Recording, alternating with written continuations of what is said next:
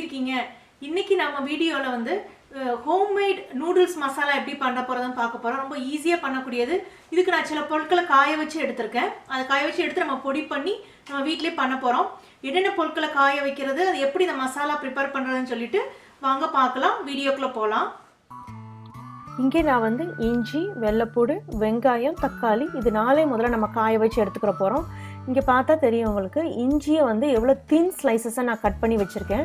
அதே போல் வெங்காயத்தையும் அதே மாதிரி கட் பண்ணியிருக்கேன். பெரிய சைஸ் தக்காளி பழத்தை எடுத்து அதனுடைய விதைகளை நீக்காமலே நான் அதை வந்து இந்த மாதிரி தின்னாக கட் பண்ணியிருக்கேன். வெள்ளைப்பூடையும் நம்ம தின்னாக கட் பண்ணி எடுத்திருக்கோம்.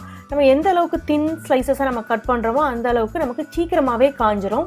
எனக்கு இது காஞ்சு நல்லா காய்றதுக்கு 4 நாள் ஆச்சு. இதை நீங்கள் டைரக்ட் சன்லைட்டில் வைக்காமல் உங்களுக்கு துப்பட்டாவோ இல்லை சாரியை வச்சு இந்த மாதிரி கவர் பண்ணி வச்சிங்க அப்படின்னா நல்லாயிருக்கும். நான் சில்வர் பிளேட்டில் காய வச்சுருக்கேன். ஸோ அது சீக்கிரமாகவே காஞ்சிருங்கிறதுக்காக. இப்போ பார்த்தா உங்களுக்கு தெரியும் பார்த்தீங்களா, நல்லா காஞ்சிருக்கு. ஆனால் இதில் வந்து தக்காளி பழம் மட்டும் கொஞ்சம் லைட்டாக ஈரப்பதான் இருக்கும். மற்ற எல்லா வெங்காயம், இஞ்சி, வெள்ளைப்பூடு இது 3மே நல்லா காஞ்சிருச்சு.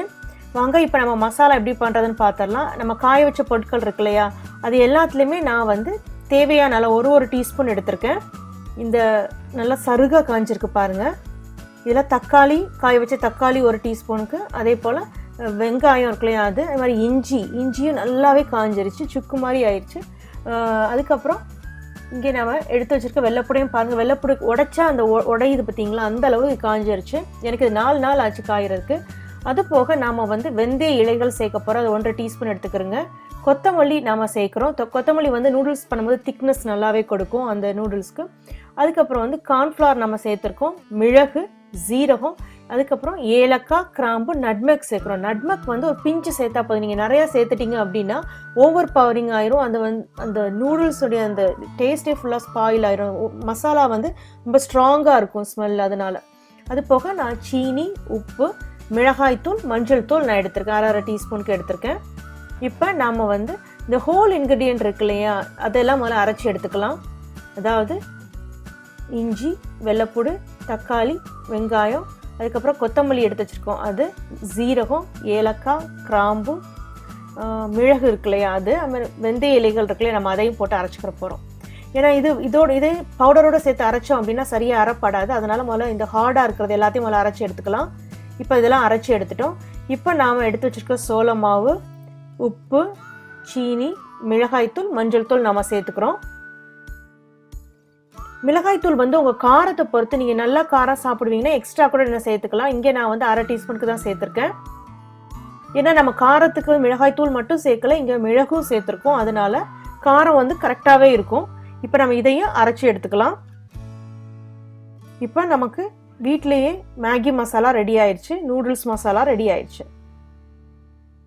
இப்போ பாருங்கள் எவ்வளோ நல்லா ஃபைனாக அரைச்சிருக்குன்னு. இப்போ நமக்கு ரொம்ப அருமையான நூடுல்ஸ் மசாலா ரெடி ஆயிடுச்சு. ரொம்ப மனமாக இருக்குது. ஏன்னா நம்ம இதில் இஞ்சி, வெள்ளைப்பூடு, வெங்காயம் நம்ம போட்டிருக்கோம், காய வச்சு போட்டிருக்கோம். அதுக்கப்புறம் வந்து தக்காளியை காய வச்சு போட்டிருக்கோம்.